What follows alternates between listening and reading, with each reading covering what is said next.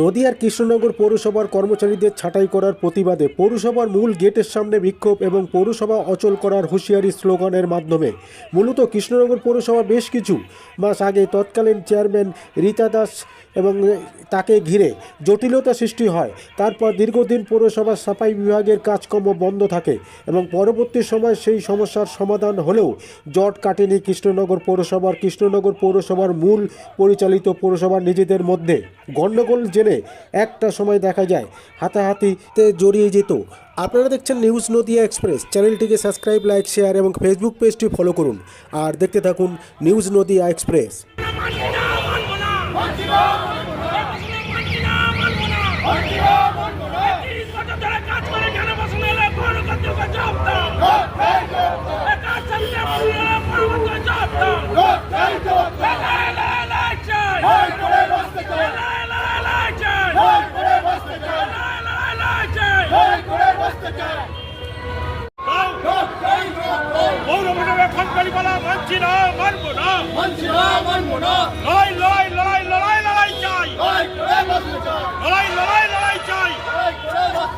আমাদের পুনরায় নিয়োগপত্র দিতে হবে, আমাদের পুনরায় নিয়োগ কমাই করতে হবে। আগামীকাল থেকে পৌরসভার কাজে অচল আমরা করে দিচ্ছি।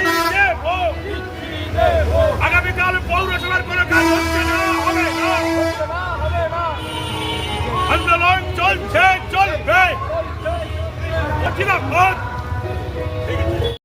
কি হয়েছে আমরা শুনছি নাকি আমাদের লিস্ট বেরোচ্ছে, আমাদের বসিয়ে দিয়েছে, কিন্তু আমাদের এখনো অফিসিয়ালি কিছু জানায়নি, কেউ জানায়নি যে আমরা বসে গিয়েছি। আমাদের না অর্ডার না কিছু, আমাদের এরকম ভাবে বসিয়ে দেওয়া হয়েছে, কিন্তু কোন অপরাধে বসেছি এটা আমরা আজ অব্দি এখনো জানতে পারিনি, বা আমরা সই কালে এসে সই করবো কিনা, আদৌ পাবো, থাকবে কিনা আমাদের কাজ আমরা জানি না। কেন হলো আমরা কি করে বলবো বলুন? এরা সব নেতারা গন্ডগোল করলো, এসডিও বোর্ড হলো, হয়ে আজ আমাদের এই করতে আমাদের দিল। আমরা তো সেই দীর্ঘদিনের পুরনো 96 সালে আমি ঢুকেছি, তখন আমার বয়স 15 বছর, তখন 29টা কাউন্সিলর ছিল। সেই সময় আমি একজন বাচ্চা মেয়ে, আমি হাফ প্যান্ট পরে অফিসে এসে খেলা করেছি। সেই সময় থেকে আমি কাজ করি, 96 সাল থেকে। কোনোদিন আমার কোনো ব্যাড রেকর্ড নেই সারা অফিসে। সবাই আমার এক কথাই চেনে, কল্যাণী বলে, যে কল্যাণী এখন সত্যি খুব ভালো মেয়ে বলে সবাই আমাকে চেনে। আর সেই মেয়েকে আমাকে বিনা কারণে অপরাধী কেন? আমি এখন শুনছি যে আমরা বসে যাব। এখন আমাদের অর্ডার হাতে ধরাইনি, কিন্তু আমরা শুনছি লিস্ট হয়ে গেছে, অফিস শুধু নাকি বসিয়ে দিয়েছে এসডিও। কিন্তু এসডিও উনি তো একবার জানতে চেতে পারতো যে আমাদের অপরাধ কি, উনি বলে বসাক যে আপনি এই অপরাধ করছেন, আপনাকে তার জন্য বসিয়ে দেওয়া হলো। আমার বাচ্চাটা, আমি পড়াশোনা বন্ধ হয়ে যাবে, আমি না খেয়ে মরে যাবো আমরা। আমার ছোট বাচ্চা, আমি বাচ্চা পেলে রেখে আমি এখানে এসে বসে থাকি। 10টা আমাদের দীর্ঘদিন আছে, যতদিন এসডিও বোর্ড এসছে আমাদের 8:30 অব্দি অফিস করিয়েছি, 8টা 7টা 8টা অব্দি বাচ্চার ঘরকে কাজ করিয়েছে। আমরা মুখ বুঝে চুপচাপ সয়ে গিয়েছি, কারণ ডেলি রোজ বলে আমরা কোনো প্রতিবাদ করিনি। দিনের পর দিন নেতারা নিজেদের খেয়ে নিয়ে ঠিক থাকবে আর সাধারণ মানুষদের ওপর ক্ষোভ করবে। আমরা কি অপরাধ করেছি? আমাদের অপরাধের সাজাটা কেন এরকম হবে? আমরা তো কোনো অপরাধ করিনি। অপরাধ করলে বলুক যে আপনারা এই অপরাধ করছেন, ওর জন্য আপনাদের তাড়িয়ে দিলাম বা আপনাদের ইয়েই করলাম। আমি ডেট অফ বার্থে আছি, কালকেও 6টা অব্দি অফিস করেছি। তখন শুনছি বড়বাবু নাকি লিস্ট সই করে নিয়ে যাচ্ছে, সবাই কানাঘুষা করছে, সব স্টাফ বসিয়ে দিয়েছে, কিন্তু আমরা এখনো অর্ডার পাইনি, বা আমরা জানি না কালকে আসবো, কাল কি হবে। আর উনি স্টাফ বসিয়ে দিয়ে পুলিশ ব্যারিকেড দিয়ে দিচ্ছে, এগুলো কোন অপরাধ? উনিও তো একজন মেয়ে এসডিও, উনিও তো একজন মেয়ে মানুষ, ওনারও তো বোঝা উচিত যে এই স্টাফ গুলোকে যে আমি বসাচ্ছি বিনা অপরাধে, তাহলে এদের কি হবে? আমার এইটুকু বাচ্চা মেয়ে, আমার নাম কল্যাণী হালদার গো। শুনছি তো 240 জন, এখন শোনা কথা, আমি কিন্তু এখনো জানি না ফেস টু ফেস।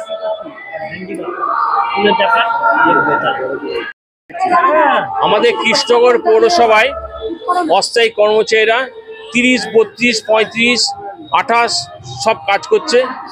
এই সংখ্যাটা আমাদের এর আগেও আমাদের গ্রেজুয়েশন লিস্ট হয়েছে, তারা চাকরি পাওয়ার কথা ছিল, কিন্তু কোনো কারণবশত চাকরি তারা পায়নি।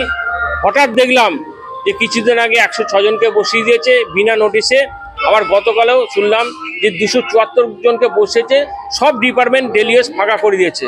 আমাদের প্রশ্ন যে আমরা 30-35 বছর ধরে এখানে 28 বছর ধরে কাজ করছি এবং আমাদের ইপিএফ 11 সাল থেকে শুরু হয়েছে, সেই 11 সাল থেকে কাটা হচ্ছে। কি কারণে আমাদের বসানো হলো সেই আমরা তদন্ত চাই, কেন আমাদের কারণটা কি যে বসানো হচ্ছে। আমরা এই শহরের বাসিন্দা এবং এই শহরের যুবক, আমাদের বহু পরিবার বেকার হয়ে যাবে।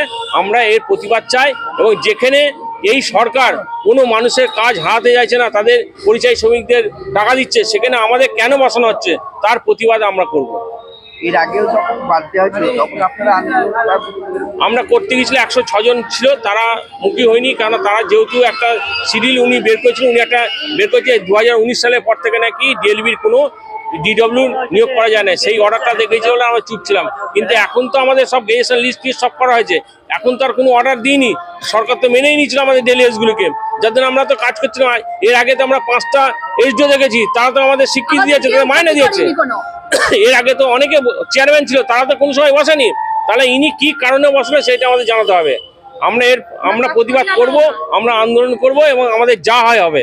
এই 250 জনের মধ্যে কোন কোন ডিপার্টমেন্টের কতজন আছে? সব ডিপার্টমেন্ট, ট্যাক্স ডিপার্টমেন্ট নীল করেছে, লাইসেন্স ডিপার্টমেন্ট নীল করেছে, পিডব্লিউডি নীল করেছে, বার্থ নীল করেছে, ক্যাশ অ্যাকাউন্টেন্সি, জলকল এমার্জেন্সি সেখানে কিছু রেখেছে, আর কনজারভেন্সি কিছু রেখেছে, বাদ বাকি ডিডব্লিউ টোটালটা বসিয়ে দিয়েছে। আপনারা যখন চেয়ারম্যান ছিল তো সেই সময় আপনাদের একটা অশান্তি সৃষ্টি হয়, সেই সময়কার ঘটনার পরে এসডিও বসে। এর মানে এই জন্য কিন্তু বেশ কিছু সংখ্যক মানুষ কিন্তু অভিযোগ করছে যে আপনাদের কারণে এই ঘটনাটা ঘটছে। দেখুন, কে কোথায় গন্ডগোল করেছে, কোন চেয়ারম্যান কি করেছে জানি না, এখানে সকলে কোনো না কোন কাউন্সিলর হাত ধরে এসছে, সে 30 বছর হাত ধরে এসছে, 2 বছর হাত ধরে এসছে, এবং এর আগে 500 টাকা করে অনানিয়াম দিত, সেটাও বন্ধ হয়েছে। আমাদের 4টে ছুটি বন্ধ করেছে, সেটাও মেনেছে, কিন্তু কাজ থেকে বসিয়ে দেওয়া সেটা আমরা মানবো না। তার জন্য আমাদের যা লড়াই করতে হয় লড়বো। আমাদের যদি এখানে মৃত্যুবরণ করতে হয়, সেই মৃত্যুবরণ আমরা করতে প্রস্তুত। আপনার নাম? আমার নাম বিশ্বজিৎ চক্রবর্তী, আপনি কোন ডিপার্টমেন্ট? ট্যাক্স ডিপার্টমেন্টে।